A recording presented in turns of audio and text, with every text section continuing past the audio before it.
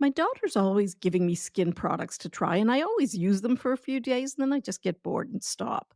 But since I started using One Skin, and that's today's sponsor, I've been using it twice a day without fail. And I'm not kidding. I've been using it around my eyes and on my face. And within a week, I'm already seeing differences. It's easy to use, and my skin really feels soft, and I think it looks healthier. I'm sure you know this already, but stress, hormone fluctuations, and a lack of sleep can affect your skin. From dry skin to dark spots and acne, your complexion may not be where it used to be, and that's totally normal. However, One Skin can really help. I like this company. It's an all women team of scientists, and they've developed a peptide called OS1, and it improves the health of your skin basically from inside out. In other words, it gets to the root of the problem. And as a physician, it's important to me that the benefits have been backed by studies. Now, for the first time, I'm recommending a skincare product to my daughter. So you can get started today with 15% off using the code Toddlers at oneskin.co. That's 15% off oneskin.co with the code Toddlers. Now, after you purchase, they're going to ask you where you heard about them. So please let them know that Toddlers Made Easy referred you to them, as that's one way of supporting the show. Welcome to the Toddlers Made Easy podcast, where you learn how to become the parent every kid loves and wants. I'm Dr. Catherine, a pediatrician with 32 years of experience and the mom of 4 great kids. Now, I know you're crazy busy, so let's dive right in. Hi there. So today we're going to talk about whining. Should you ignore whining? Kids whine for many reasons, but actually driving you crazy isn't one of them.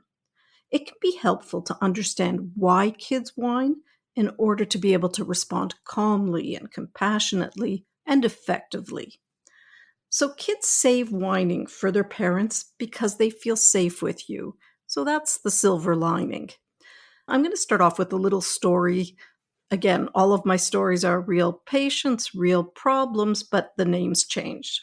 So while I was examining 2-month-old Helen, her big sister Sally was pulling on her mom's sweater, saying, "Mom, Mom, I'm hungry."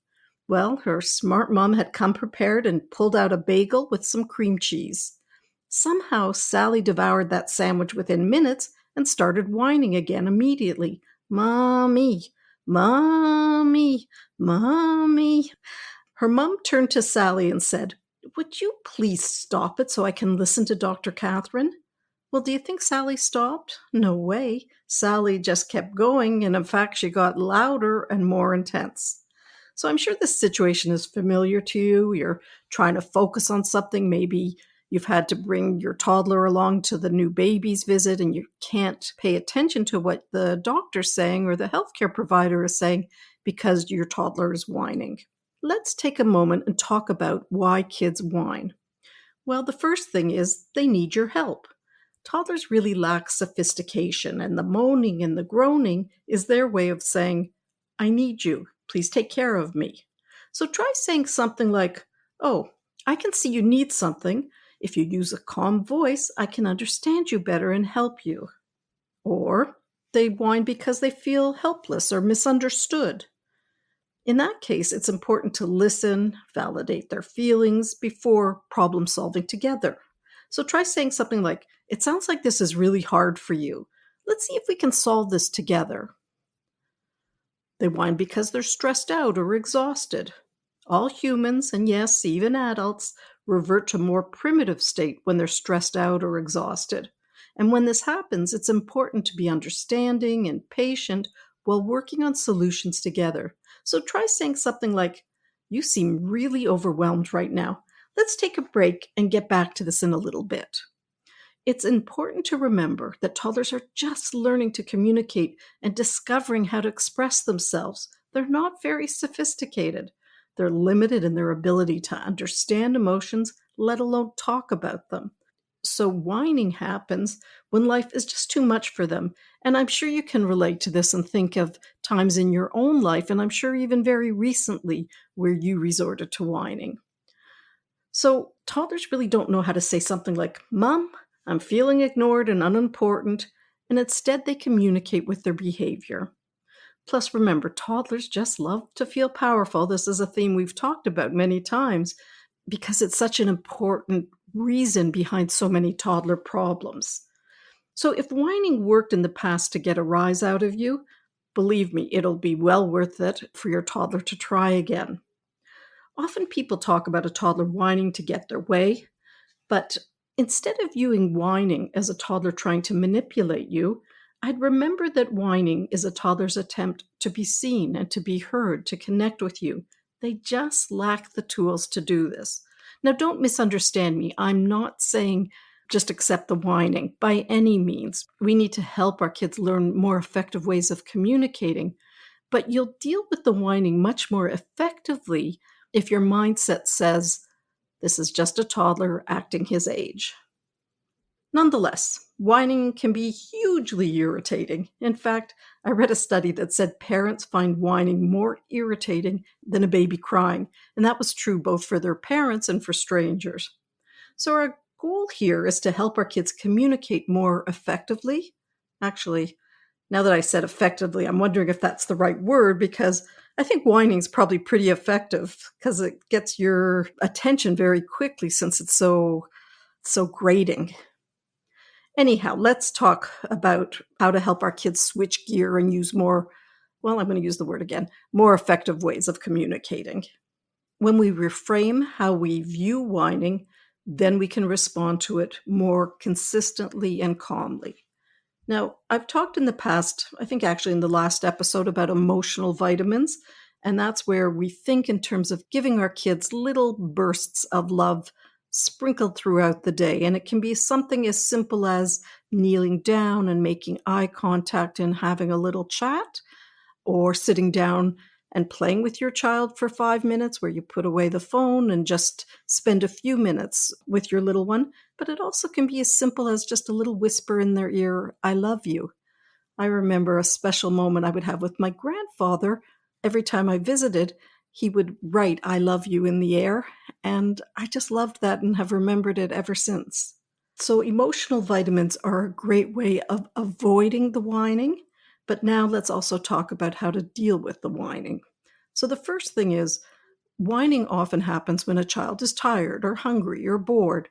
And sometimes it's more effective just to deal with the underlying problem. And then at a later date, at a time where everybody's calm, you can talk with your child and teach them through play how to communicate more effectively when they want something.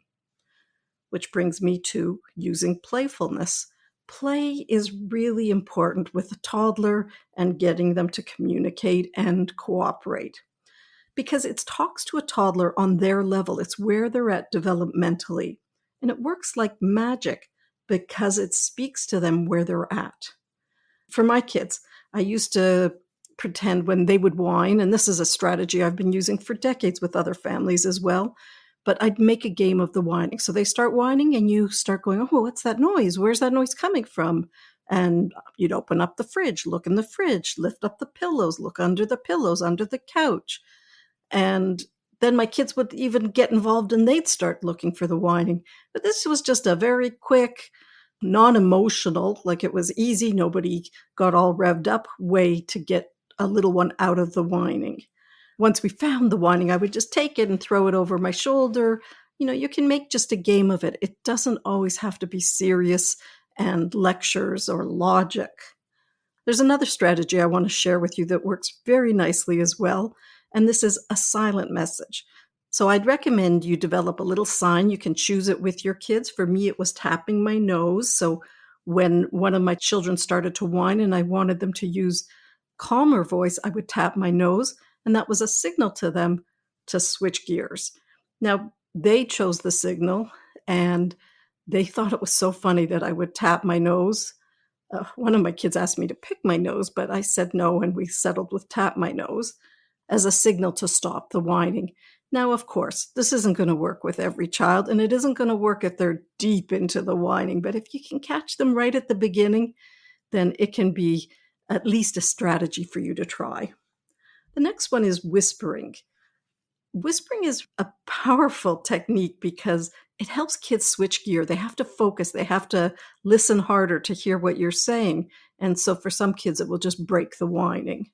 Now, I want you to know that it's okay if whining drives you crazy. You are not alone. As I mentioned, I read a study, and it was carried out by a Dr. Sokol Chang, and it found that whining was more distracting and grating than a baby crying. So you're not alone. All of us find whining difficult to take. I hope with today's episode, you've learned a few simple, easy strategies to try that don't involve punishment or timeout, but are equally effective. Now, if you want a handy resource about how to stop whining that will keep the whole family on the same page, download our whining guide. You'll find whining decreases quicker when a consistent approach is used by all the caretakers. You'll find the link in the show notes today, and you'll get the resource right away. So please consider rating and reviewing my show. This helps me support more parents just like you to create a more peaceful and happy family life. And also, don't forget to follow the show. I'm adding lots of bonus episodes, and if you're not following, there's a chance you'll miss them. So until next week, thank you for listening to Toddlers Made Easy, and we'll see you soon.